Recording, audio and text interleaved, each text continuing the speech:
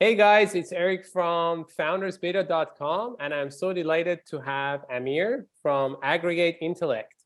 Thanks so much for joining, Amir. Thanks for having me, Eric. It's exciting to talk about what we are doing with you. Yes, absolutely. So tell us about the startup. Yeah, it is a lot of fun. We've been working on it for a few years now. Sort of, what the problem that we are trying to solve is, developers have to keep track of a lot of technical information, and usually they do this in many disconnected systems. So our essentially hypothesis, our solution hypothesis is that we can create an integration layer into all of these systems and then use AI to analyze this information so that essentially a developer, when they're trying to build a product, they can make better decisions throughout the process. Right on. So tell me about the early days. What was it like coming up with this idea? Was it based on your own experience or your co-founders? Yeah, so as you probably know, I used to be an academic, so I'm trained as a quantum physicist. I was working on quantum computing stuff Mhm. in my PhD and postdoc, and the way I like to talk about it is that I hated reading scientific papers. And when I left academia and joined industry, I always had this nagging thought that if I can get AI to read these documents and tell me what is important, my life would be so much easier. So definitely my experience was Right, part of it. right. But in 2018, I started building a community of AI practitioners and researchers in Toronto Mhm. that grew up to a few thousand people very quickly. And now, that community merged with another one in the States, and is more than 10,000 people globally. And, Right. interacting with this community, as we did projects together over the years, really reinforced that idea that consuming technical information when we are trying to do a business use case, when we are trying to build products, is extremely complex and inefficient. And we were in a position to solve that problem. And because of that personal issue that I had with reading technical documents, I Mhm. really thought that we should solve this problem. Right. So what was it the next thing? So you had the idea, you start working. Um, did you start working on the MVP right away, or did you talk to users more? Yeah, well, the before I started the company, I was working as a product owner at Royal Bank. So Mhm. I was largely familiar with the process of product development, like talking to users, getting their feedback, Right, right. creating an MVP, blah blah blah. And that's where I started. So on day one, we just essentially went out to a bunch of community people and said, okay, this is what we're thinking. Right. Tell me about your workflow and what are the Mhm. problems that you have and blah blah. Right. And relatively quickly, we created an MVP based on the solution hypothesis that we had at the time, which ironically was education. Like we just assumed at the time that we wanted to build an educational platform. Right. So we started building that, and that was probably the first 2 years of our venture was focused on that until eventually we just decided to just drop that company. We even like got into about $2,000 worth of monthly revenue, Mhm. and then we just axed it and decided that okay, that's not what we want to build, Right. based on a lot of feedback that we were getting, and decided to pivot to Mhm. what we call a knowledge navigator now, which is Nice. not based on it's not educational. It is about managing your knowledge as you're building stuff. Mhm.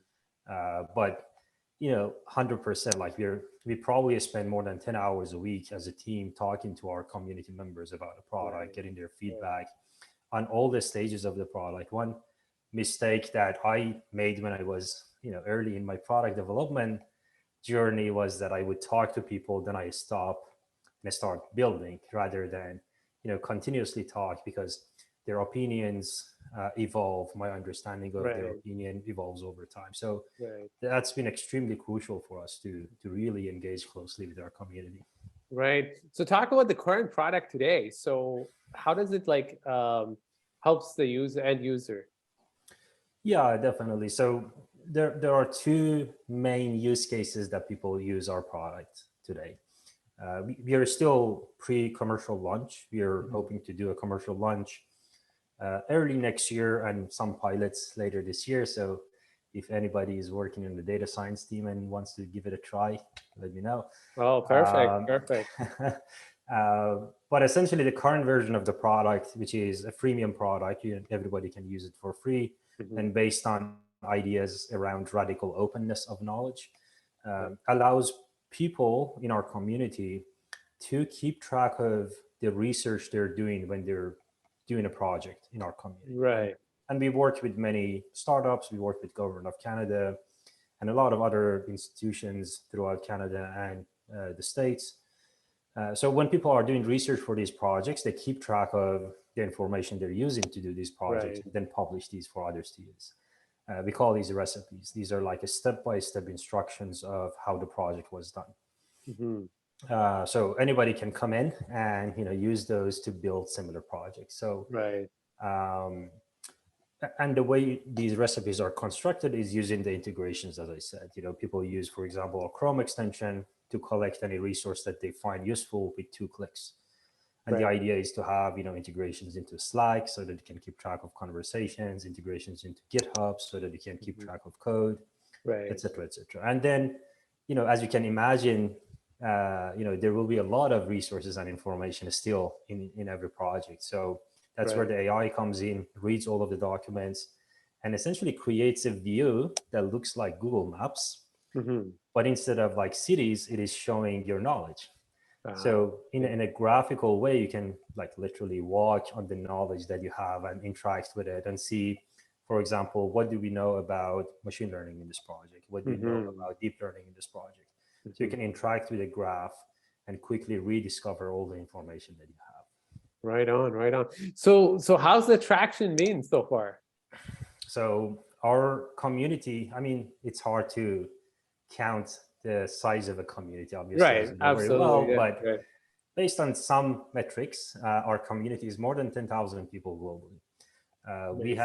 have, that's a bit of a vanity metric though. So Right. the more concrete metric is that we have about 500 weekly active members in our community. So Mhm. 500 people engage with activities that we have every week. Right. And I think that's a pretty major number. And our community is really engaged. Like even our current investors, a lot of them are community members or their relatives, Right. uh, which is quite remarkable. Like we have raised probably more than $2,000 USD, 200,000 USD so far, Mhm. and most of the lead has come from either my own social presence or community members. So definitely a community that is really engaging with what we are Right, doing. right. They always say to build your product with the community, right? Yes, So, 100%. I think it's great that you're continuing to, yeah, build with the community. I think that's the key for success. No, Sure. 100%. We Yeah. do strongly believe in build with community and for the community. As I Right. wrote in my last newsletter, Hmm. as a preamble to the community crowdfunding that we are launching as well, because Hmm. we want to share the ownership of the Right. company with the community as well. We can talk Hmm. more about that as well. Right. Definitely.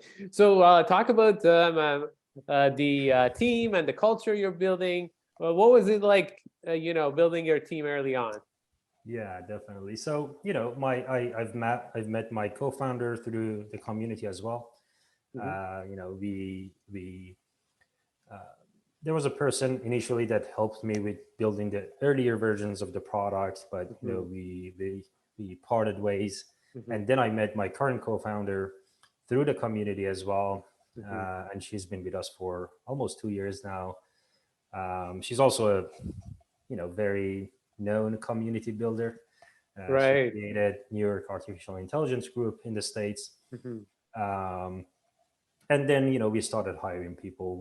Our development team is a satellite team in Africa. Like all of our devs are there co-located. Hmm. Um, my co-founder is in the States. Our product designer and marketing person and community people are in Canada. So we're a little all over the place. Hmm. In terms of culture, what we are going for is really openness and getting everybody to understand what you're trying to do and contribute, obviously. So I'm fortunate to work with a few people in the founding team that care a lot about being open and inclusive. I try to do that myself too, but Okay. obviously being the CEO, I have to take care of too many things and sometimes I forget. But the team is always careful about making sure everybody's on the same page. Everybody can say what they have to say, Mhm. and make sure that we move forward as a team. That's great. What is one tip you have for founders looking to, run their team fully remote, right? Because I know sometimes it's tough to bring everybody together, especially if they're on different countries. But what is one tip you would have for founders? Yeah, I mean that's definitely much more complex than having a co-located team, but at the Right. same time Yeah. it has the very, very important pro of being able to hire somebody who can work on your project regardless of where they are. Right. So there are pros and cons, but I think one of the most important things that gets sort of overlooked when you have a remote team is Mhm. having a culture that people feel comfortable interacting with each other and speaking up. Right. Right. So we do spend quite a bit of time in meetings that are designed to get everybody to speak. Like, for example, when we do all hands, the idea of our all hands, like my good old corporate job, where we would sit somewhere for 4 hours and somebody talk at us, we just don't do it that way. Like Right. in Right. in our all hands, for example, I might talk for 10 minutes, but the rest of the hour would be going around the room and everybody says, okay, this is my concern about what you said, this is what I like about what you said, Right. Right. and we just iterate on that. We do a small breakouts where people discuss the ideas that we're considering, and come back and say, okay, these are the concerns we have, these are the things we like about this idea. Right. We Right. try to make decisions as a team. Obviously, Mhm. as the founding team, we have to make decisions fast and move fast, but Mhm. we also want to make sure that everybody is equipped to move fast with us, and that's availability of information, and you know everybody can talk to everybody on a Slack, whatever they Right. need to do together. Right. So talk about what's the next thing you can share with our community. What's the next exciting thing you're working on? Uh, well, I mean, right now, there are really three important things going on. On the product side, we are launching this graphical navigation that I mentioned. Mhm. Um I sort of had a vision for this 3.5 years ago when we started, and over time it crystallized quite a bit. But earlier this summer we actually implemented it finally. Right. It's been it's been in a private alpha, Mhm. like it is even not alpha. It is sort of a pre-release private situation right now, where we are Right. giving access to very limited people who Mhm. are giving us feedback about it. So on the Right. product side, I'm very excited about that moving onto an actual private alpha. Mhm. On the business side, as I said, we're about to launch some commercial features. So I'm Right. excited to get some, pilots going on. We just brought in a very, very experienced, more than 25 years of experience, salesperson who Mhm. has worked in SaaS, who has sold to developers, etc., who's Right. going to help us on that front. I'm very excited. And of course, any earlier stage startup, well, most earlier stage startups are always looking for funding. So Right. we've Yes. been raising money. We're still, taking a small checks from angel investors, Mhm. 20K, 50K checks Right. from angel investors. But also, as I said, our community is also investing in our community now, in our company now, Mhm. with checks that are, at least $500. Right. So that's available to all Canadian residents to contribute, essentially. Amazing. So exciting. For sure. As you build and fundraise, many exciting things ahead. So Definitely. yeah. So talk about one piece of advice you would have for founders. Like I mean, you had a long journey for sure. What would be one piece of advice you would have for founders? So I do I do these sort of career coaching sessions almost Mhm. every day where Right, people can go to my LinkedIn and book some time in my calendar and talk about their ideas. It could be about right, their career in data science. It could be about, I want to start my company. Where should I start? right. So two things that I end up telling a lot of new founders very frequently is the following. One is, a lot of the time they're worried that, okay, I don't have an idea, or if it's not refined enough, I feel intimidated to jump on it. And I usually say that, startups take a lot of rigor, Right. and you kind of start that rigor as a night and evening kind of activity. Like Right. you could talk to so many users in your evenings and weekends, right? Mhm. And that's the most important thing you have to do in the first year of your startup. Right. So you can get quite a bit of head start and then jump on it when you feel more confident. And of course, at some point you have to do that transition because you need 100% of your focus on it. Right. That's so true.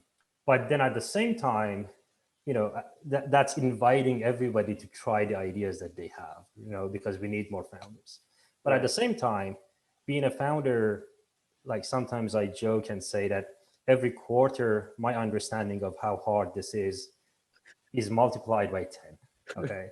Like at the beginning, I thought it is this hard. Now it is like Yeah. Right. divergent, right? Right. So if you're not passionate about the problem statement, if you just have this idealistic view of foundership and entrepreneurship, Mhm. don't do it because Right. you're just going to waste your time.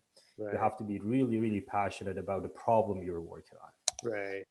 and really care about solving that problem at any cost, because otherwise you probably are going to play with it for a while and then you're going to give up. Right. So talk about like what challenges and opportunities do you see in your space? Yeah, I mean, I think by space you're referring to AI in general. Yes. Okay, yeah. There's a lot of Um, buzz for sure. I'm sure that we see so many headlines, but what do you yeah, see in your industry? Yeah. yeah, definitely. I mean, again, like being a scientist who's working in AI in industry now, Hmm. um, I'm always very, very excited when I see the overlaps of AI and various science fields. For example, last year DeepMind showed, for the first time, a very efficient way to essentially predict the structure of proteins. This was a Right. problem that was never solved before that efficiently. Like, I think about 2 months ago, they used the same approach to essentially predict the structure of almost all known proteins. Right. That's ridiculously awesome, right? Because, Right. for the first time in our history, we have tools that can help us do very, very detailed analysis of Hmm. biological systems. That's very, Right. very challenging, right? Right. So anything like that is particularly interesting for me. There are a Hmm. lot of buzz around generative models, like Right. models that generate text. A lot of people use it for marketing purposes. Hmm. Like Copy AI is a good example of a company Right. who's leveraging that. There's the whole buzz around DALI these days, Hmm. generative art and Right. graphics, which I'm curious to see where it goes. Hmm. Literally an hour ago, Meta AI announced this generative model that you write text that it generates a short piece of video for you. Like you can say dog Right. eating ice cream and it just animates 5 seconds of a dog eating ice cream. That's So there are a amazing. Right. lot of interesting things happening there, but what I'm always worried about is that there is more hype than real applications. So I'm Right. curious to see what kind of real applications will come Hmm. out of these. And I think that's the biggest challenge that we have. Hmm. How to cut through the entertainment of the hype and figure out what actual problems can be solved. Right. Can be solved. Some biological issues for disease can be solved. Climate related problems can be Hmm. solved. Many, many more real problems using these techniques. Right. That's awesome. So where can people find out about Aggregate Intellect? So definitely follow me on LinkedIn. I post a lot. So, well, if you don't want to be spammed, maybe don't. But I do have a newsletter on LinkedIn that every month I write about what's happening Mhm. in my startup journey. Right, right. Very helpful. Very helpful, by the way. Yeah. I've been reading it as well. Nice. I've been reading it. You share some stories and then everything, and both the successes and also everything in between too, right? Because it can't be all 100%. good news in a startup, right? No, So, definitely. And if you want to, see more about, our product and play with it, actually, right, our domain is very easy to remember. It is ai.science, the two things that I like. right. So, go there, poke around, and hopefully you'll see something that you like. Awesome. Well, Amir, thank you so much for taking the time to chat with our audience today. And I'm looking forward to sharing this and looking forward to your journey. And yeah, let's keep going. Awesome. Thank you so much for having me, Eric. Awesome.